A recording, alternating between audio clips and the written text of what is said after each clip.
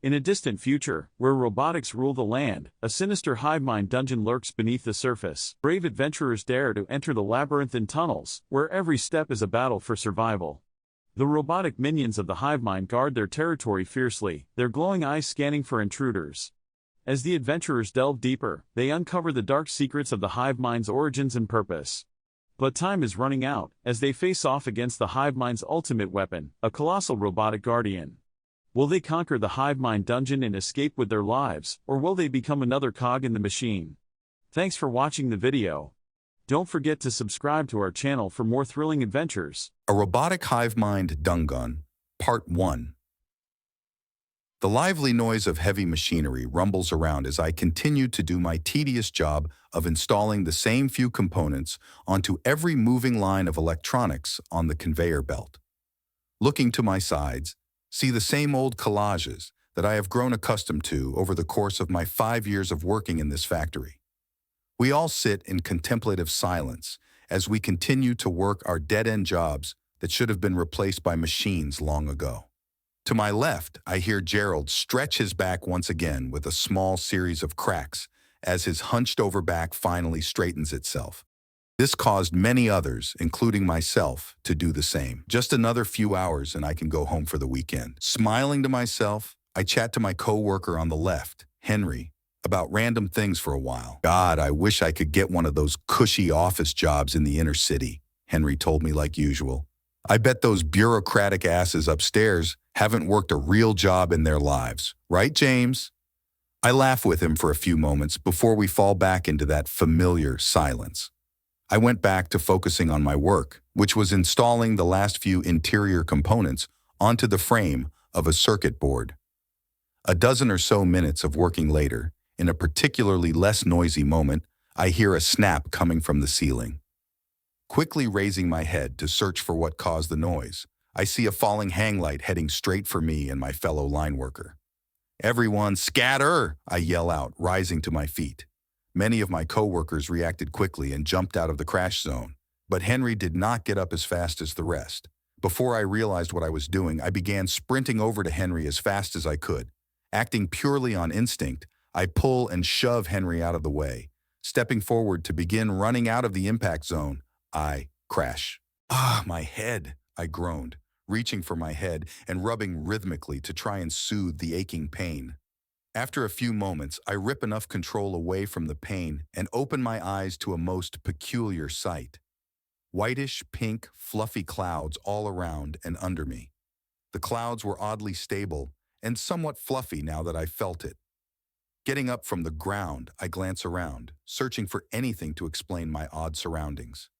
My eyes finally landed on a desk occupied by two beings that looked not quite human. On the left was a red-skinned, horned man with a short black combed back hair and beard.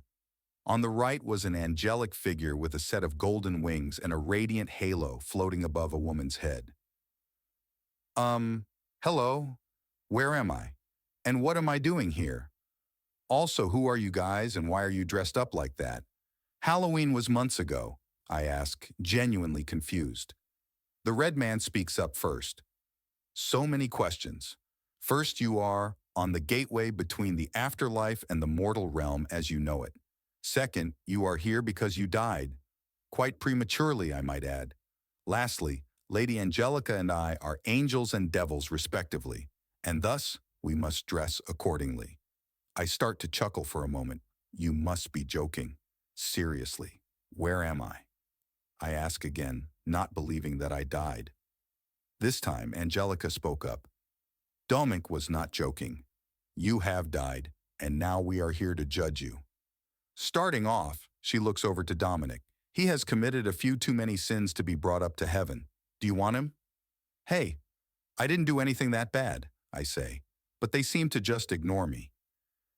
He seems a bit too innocent to be viable for a transfer to hell.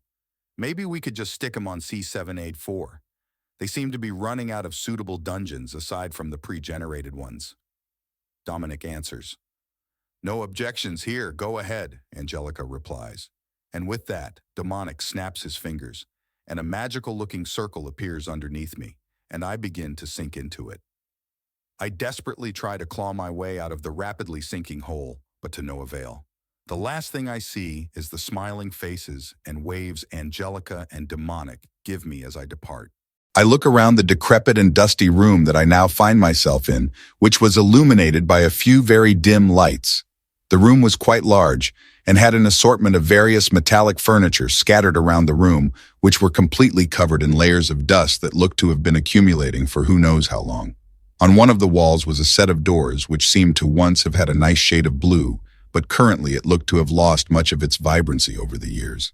I begin to look downwards before I begin to realize what was wrong.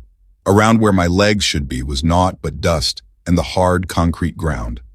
I raise my hands up to my face to rub my eyes, only to find that my hands were gone as well. A few minutes of hyperventilating about the prospect of no longer having my body, I calmed myself down enough to take charge of my mind and to assess my situation.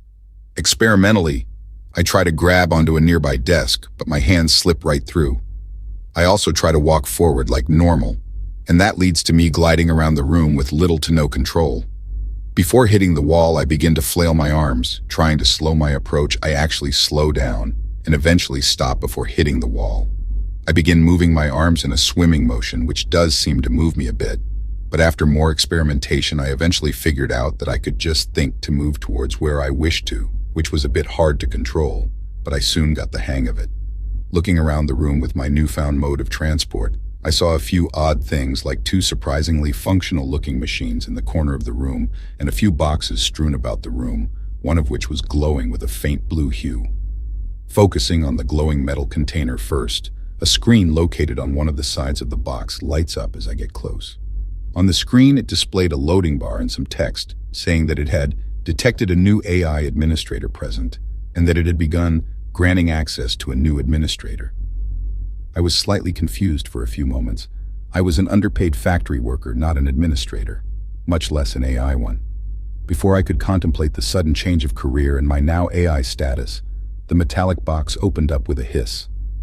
I looked inside of the box to see some kind of construction manual nestled at the bottom of the container. On the front cover of the manual was an image of some kind of arachnid-based robot. Then a small block of text appeared in front of me displaying that I now possessed the blueprint for a general maintenance drone crawler variant. A drone, huh? Only a blueprint, but still could be useful. Although I have no idea how I'm going to pick up the manual seeing that I no longer have any of my limbs, let alone construct the whole bot. I barely understood how to operate my section of the production line. Corporate never really cared enough to train us on how to make the entire product. They only cared that we could complete our section of the circuit and then pass it over to the next sap in line. Then the machine sitting in the corner suddenly lights up and I can hear the faint sounds of the internal mechanisms whirling back to life as if waking from a deep slumber. Drifting over to the machine, I see that it too has a screen and, upon detecting my presence, has the same lines of text stating that I now have been granted full access to the machine. Then the screen changes to display a menu-like list of all my drone blueprints, stated near the top of the menu. The top of the screen displayed that this machine was a small drone works, and on its right was a little question mark box. Clicking onto the little box with one of my invisible hands, an information tab appeared in front of the main screen. The information tab read that the small drone work was a smaller version of the standard medium drone work meant to create small, basic drones. The tab also explained that it ran off of internal batteries and a small energy siphon, which was able to pull in energy from the unit's surroundings, something its larger brethren could not sustain themselves on, although an external power source can increase efficiency in production. It stated that it could store a small amount of fabrication materials within itself and act as an emergency relay node for nearby drones if disconnected from their administrator AI and a larger drone works is unavailable. Closing the information tab, I look to the main screen and see some indicators on the very right side, showing that the small drone works currently had half of its storage capacity met. I also noticed on the left side of the screen was a section labeled as the drone production queue. Looking over to the right of my one and only blueprints designation was 2 buttons and a 2-digit counter. The first button was placed right after my drone blueprints designation and was another information display. and I made a note to myself to look at that.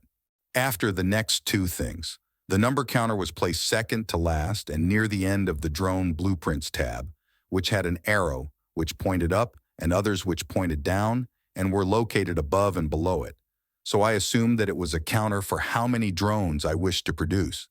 The second button was on the very edge of the blueprints tab and had the word construct labeled on top of it, which was quite self-explanatory. Looking back to the information button, I once again click upon it, and the blueprints tab slides down to reveal a description of the drone. According to the description, the General Maintenance Drone Crawler variant, or just the GMDC, was a crawler variation of the GMD, which encompassed multiple distinct drones. The GMDC is primarily used for construction, as they are able to climb on sheer walls and scaffolding, and they can double as field repair units.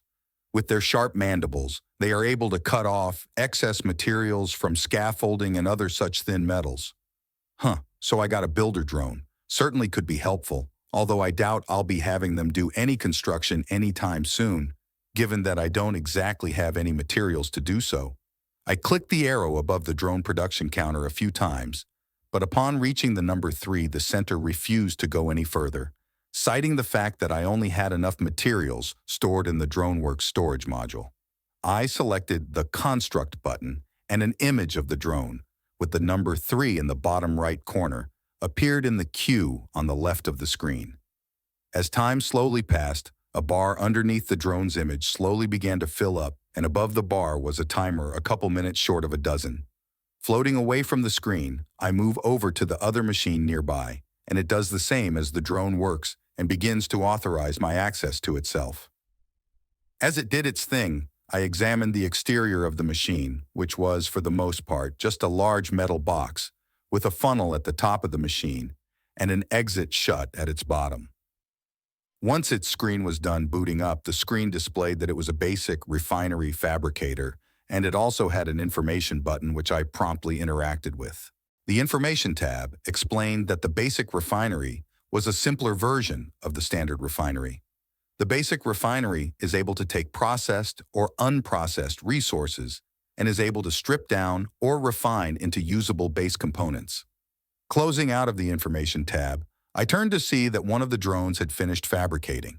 The drone, as if noticing my presence, springs awake and scuttles over to me before stopping at where my feet would have been. The drone had 6 legs and a flat, boxy exterior with small mandibles which protruded from, what I guessed was, the frontal half of its chassis. On the back side of the drone was a small welder pointed downwards to the floor, and on all of its joints were small bulbs which gave off a faint blue light. Not really knowing what to do, I point over to the spider drone and then to the refinery, which it seems to perceive as an order to operate the machine, and so they begin to grab various small metal scraps and drop it into the refinery's funnel. As the scrap metal slides into the refinery, the machine whirls to life and begins to emit a faint glow. I continue to watch the spider drone work until the next drone finishes fabrication, and so I send them to open up the door opposite of the refinery and drone works. The spider drone dutifully crawls over to the door and looks up and seems to realize it is not tall enough to reach it. So the drone uses its little legs and plants them onto the door and begins to scale it. Once it reaches the door, handle it grabs onto it and slowly shifts it open by swinging a little bit. I give a pat on the head to the spider who opened the door, as thanks, and the drone in question seems to stand a little bit higher. With the door open, I could now see into the next room, which was much larger than the one I came from. The room looked to be a slandered-looking factory floor with rows of conveyor belts, which looked not functional, and graded walkways high above where the workers would have slaved away. On the ground floor were more chairs strewn about, and other such scrap metal laying around on the floor.